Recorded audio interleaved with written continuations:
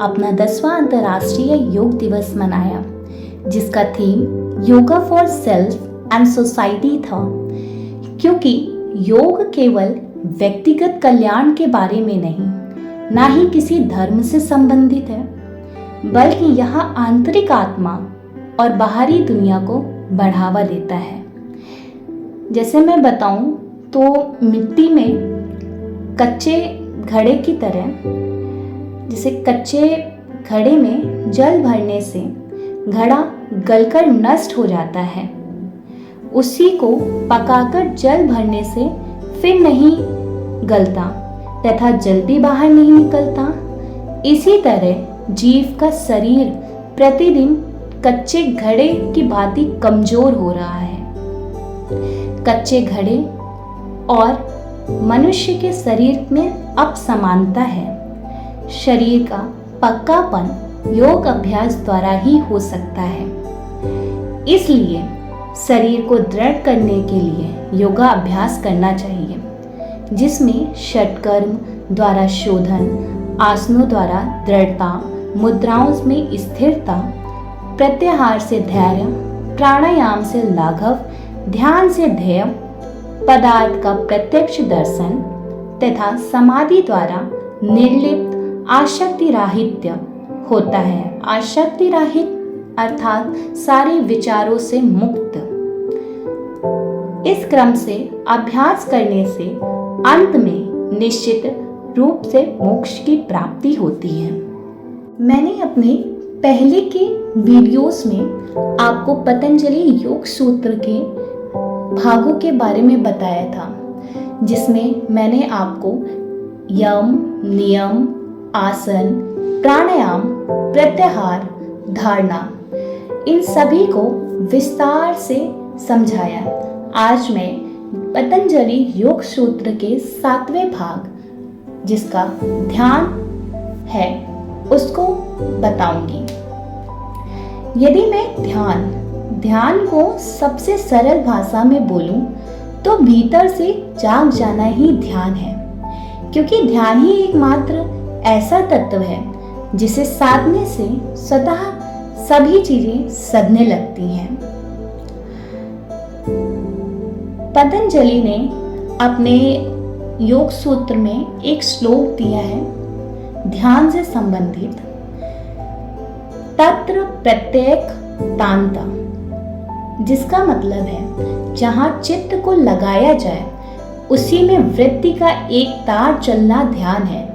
जबकि धारणा का अर्थ कुछ दूसरा है, जिसका अर्थ है चित्त को एक जगह लगा देना या ठहरा देना। लेकिन ध्यान का अर्थ है जहां भी चित्त अर्थात मन ठहरा हुआ हो, उसी में वृत्ति का एक तार चलना ही ध्यान है, उसमें जागृत रहना ध्यान है। यदि मैं आधुनिकता की बात करूं तो मनुष्य के अंदर धैर्य या स्थिरता की कमी बढ़ती जा रही है, और वह इस चीज को देख करके भी अनदेखा कर रहा है, जिसके फलस्वरूप अत्यंत क्रोध, चिंताओं और बीमारियों से ग्रसित रहना तथा आसपास की चीजों के प्रति नकारात्मकता रखना, इन सभी चीजों को योग अभ्यास द्वारा ही इन व्याग्रता को दूर कर सकते हैं और अपने शरीर, आत्मा और प्रकृति से संतुलन बनाकर चलते हैं। अगर मैं जैनिज्म और बुद्धिज्म के बारे में बताऊं तो जैनिज्म में आत्मा पर विशेष ध्यान था, जबकि बुद्धिज्म में अहिंसा और अपरिग्रह पर विशेष ध्यान था। जैनिज्म में शरीर त्यागना व कठोर साधक बनना, परिश्रम करना मुख्य कार्य था, जबकि बुद्धिज्म में जन कल्याण, प्रेम पर विशेष बल था। अगर कोई ये बोले कि वो जो भी कार्य करे उसमें उसका मन लगे, तो इसका मतलब वह ध्यान है। हाँ, परंतु यह क्षणिक ध्यान है। यही ध्यान जब एक लंबे समय तक बना रहता है या यूं कहें कि पूरे जीवन तक बना रहे, तो वह पूर्णतः ध्यान में परिवर्तित होता है। क्योंकि जब भी आप कोई कार्य करते हैं तो उसका एक लक्ष्य तय करते हैं। अगर मैं कहूँ आपके सभी लक्ष्य पूरे हो जाएं और आप जो भी अपने जीवन में चाहें, आपके सब कुछ आपको मिलता रहे और आपको एक समय तक किसी भी चीज की इच्छा ना हो, तो अब आप बताइए उस समय आपको क्या चाहिए होगा? उस समय आप फिर अपने आप से क्या चाहेंगे? शायद ये आपको ना पता हो, या मैं ये बोलूं कि अभी आप वहां तक सोच ही नहीं पाए। इन सभी चीजों का पता लगाना ही ध्यान है। जब सब कुछ साफ हो जाए, मन पवित्र निर्मल हो जाए, वह है ध्यान। जब महात्मा बुद्ध का लक्ष्य था कि उन्हें सिर्फ ज्ञान प्राप्त करना, परंतु जब उन्हें ज्ञान प्राप्त हुआ तब उन्हें पता चला कि उनके लक्ष्य का वास्तविक लक्ष्य क्या था। सिर्फ ज्ञान प्राप्ति करना या ज्ञान में प्रकाश डालना, जहाँ हर प्रश्नों के उत्तर मिलने लगे, बस वही है ध्यान। मैं अगर कहूँ कि ध्यान का अर्थ एकाग्रता है, तो बिल्कुल नहीं। एकाग्रता तो टॉर्च की व लाइट की तरह है जो किसी एक जगह पर ही फोकस करती, लेकिन ध्यान उस बल्ब की तरह है जो चारों दिशाओं में प्रकाश फैलाता। आमतौर पर आम लोगों का ध्यान बहुत कम लगता, लेकिन योग साधकों का ध्यान उस सूरज के प्रकाश की तरह ही होता है, जिसके प्रकाश से ब्रह्मांड की हर चीज प्रकाशित होती है।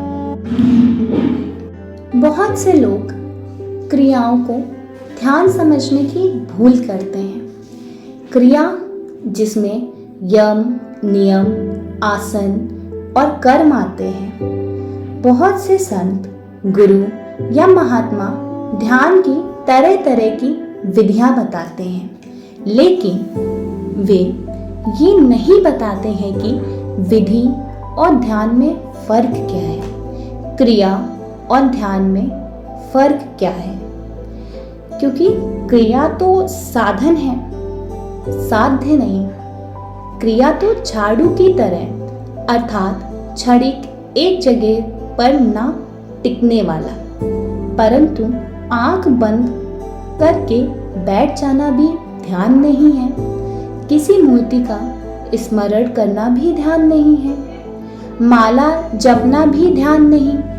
अक्सर यह कहा जाता है कि 5 मिनट के लिए ईश्वर का ध्यान करो, लेकिन यह भी ध्यान नहीं बल्कि स्मरण है। ध्यान का मतलब क्रियाओं और विचारों से मुक्ति करना, क्योंकि हमारे मन में एक साथ असंख्य कल्पना और विचार चलते रहते हैं। इससे मन मस्तिष्क में कोलाहल सा बना रहता है। हम नहीं चाहते हैं, फिर भी यह चलता रहता है, जिससे लगातार सोच सोच कर स्वयं को कम और कमजोर करते जा रहे हैं, जबकि ध्यान तो शून्य बनाता है। ध्यान अनावश्यक कल्पना या विचारों को मन से हटाकर शुद्ध और निर्मल मन में चले जाना है। ध्यान जैसे जैसे गहरा होता जाता है, वैसे वैसे व्यक्ति के भाव, कल्पना व विचारों से कोई प्रभाव नहीं पड़ता। मन और मस्तिष्क का मौन हो जाना ही ध्यान का प्राथमिक स्वरूप है। विचार, कल्पना और अतीत के सुख दुख में जीना ध्यान के विरुद्ध है।